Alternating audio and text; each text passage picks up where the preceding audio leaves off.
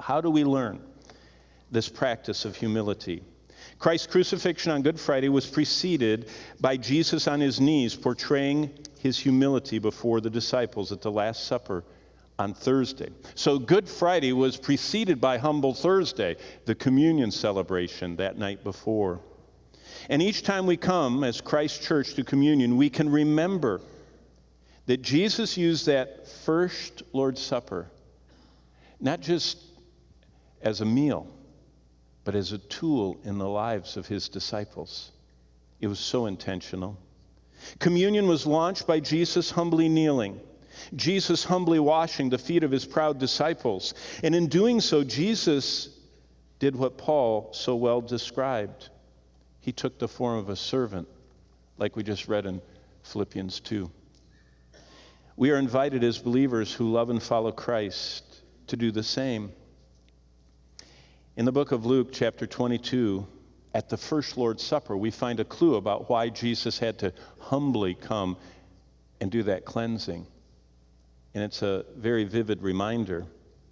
The original supper on that night, Jesus had to model an attitude that we have to choose every time we come to his table. Do you remember the problem that was going on? Do you know the problem those disciples faced?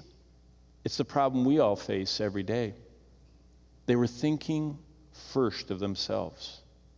They were thinking completely of a self-centered, focused world, and were disputing coming into that Last Supper. On the evening of the Last Supper, there was a problem among the disciples, and Jesus had to address it. While Satan was waiting at the door to enter Judas's heart, while the high priests were plotting for Christ's life, while the Roman cross was laid down waiting not far away, a greater priority than all the others was on Christ's heart. His disciples had to be cleansed, and they could only be cleansed by his sacrificial, humble love. He had to confront their sinfulness in humble, servant-like position on his knees in front of every one of them. What an amazing event. Often our lives have the same problem that Jesus saw among his disciples. Jesus knew there was a competitive spirit in the hearts of his disciples. In fact, approaching the Last Supper, the disciples were disputing who was greatest.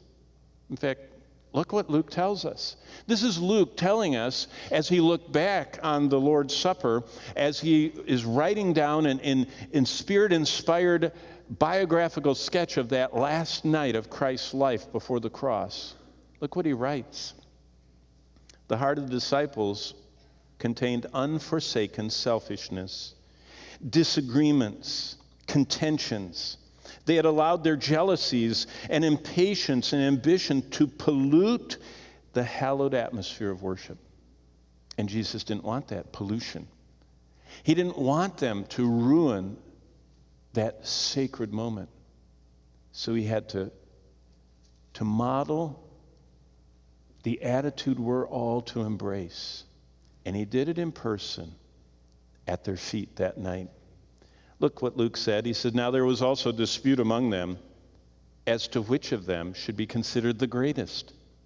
Wouldn't that be a neat dispute to have? Can you imagine doing that? We don't really publicly do that anymore. We do it online and try and portray greatness, but usually most people don't argue over who's greater. But the disciples were so caught up in the moment that walking into the Last Supper, they were arguing, I'm greater. No, I'm greater. No, I'm greater than all of you. And that contention is what entered the room. So what they get is an unforgettable lesson in humility.